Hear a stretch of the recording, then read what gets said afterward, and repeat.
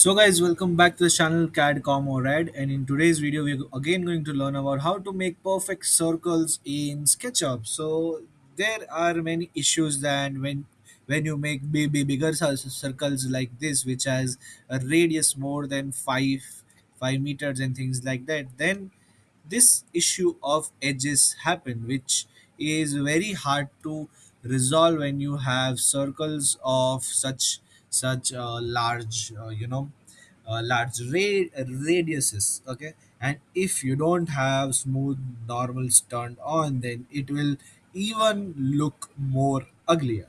So what are the simple steps and things that we can do to make our circle look very smooth and nice? So the first option is that we make small circle, we push it up the way we want, we make it a group, and then we scale it in on the size that we want, the radius that we want. So it will not change any of the sides or the things like that, and it will stay as consistent as it was when it was made initially.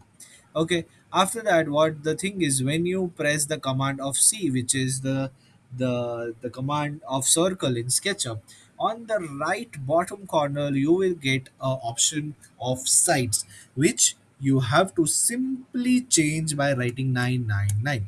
So 999 is the maximum amount of edges you can put in SketchUp to make your circle.